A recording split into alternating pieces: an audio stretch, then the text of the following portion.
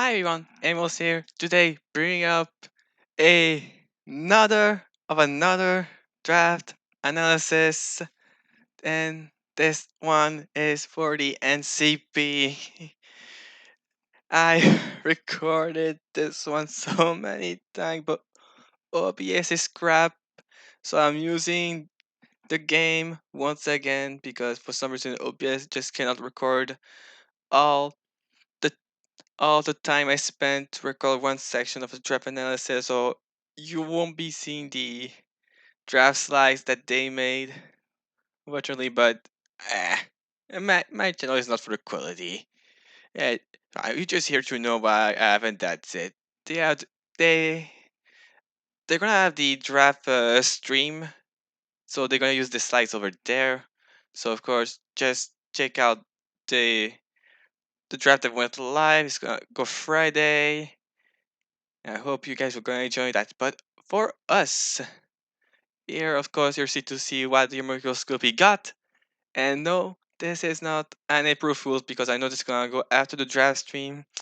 This is the real team that your Kurpies are gonna rock with it. It's not like there was a team or anything. It's just me who decided to go with a certain objective. And of course, I'm gonna tell a story behind everything. Of course. And so first off, from Entei to Lapras to Drapion, and I believe Alucha as well, there was no stories. Like at all. I just wanted to do I wanted to do something silly. I didn't know what I wanted to do.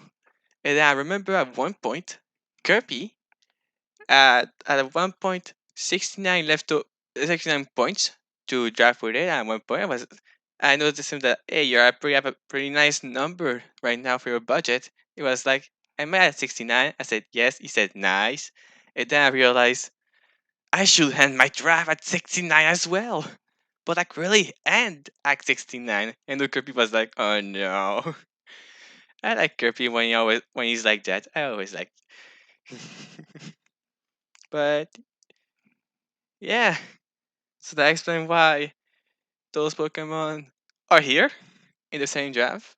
Because combined together with the amount of points that we had, it I had 69 for as my leftover bunch.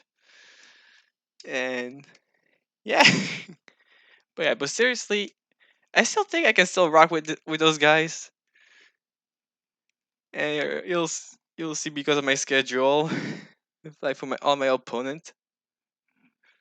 But yeah, but even though those Pokemon were supposed to end at 69, gonna tell why I wanted those in particular.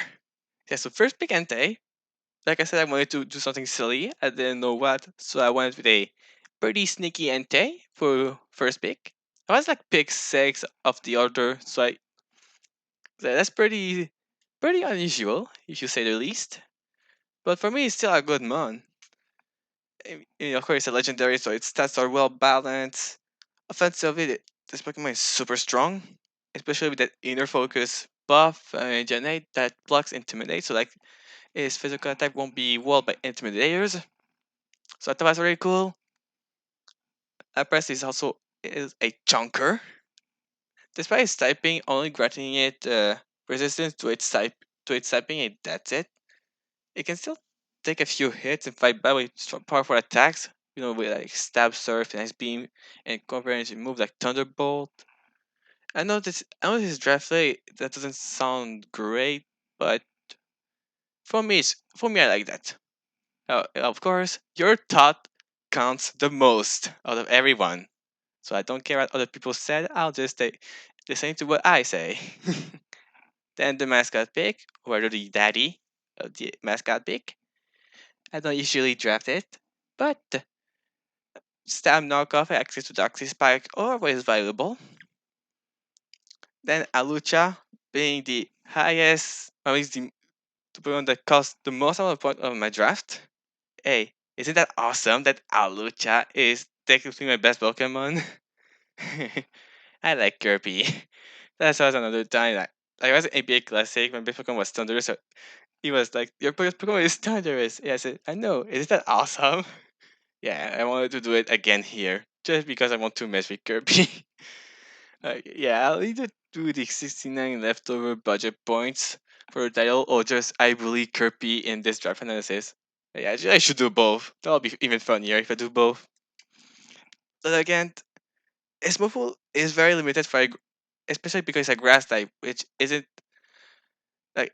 great because grass is not the stronger offensive typing. If your move pool is limited, you don't really succeed well. But given the right circumstances, that could still be a threat. Like if you're not really prepared at all, this thing can be a base if given the chance because of how good Cruadance is as a setup move. Didane, Electric Fairy, that's Tapu Koko's typing, except it's on a Didane. So weaker stat, but can make the job. I don't say so. It's that awful, even though it's supposed to be bad because it's a Pikachu clone.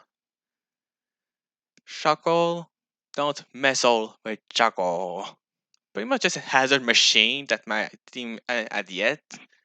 So at least I can potentially force boots and like not having to necessarily just get my opponent to have free like AV or choice items, leftovers or anything. If you can force boots, it's always valuable. Metang, the stereotype. Pretty bulky if you liked, unless it gets knocked off, which is weak to the move anyway. So it's not that big a deal. I just need to avoid a knockoff at all costs. Like I already needed to do that anyway. Wishcash.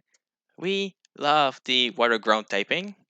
Wishcash is unfortunately the worst of the water grounds because all other water grounds have at least one of a water immunity, recover, or rocks, even multiple of them.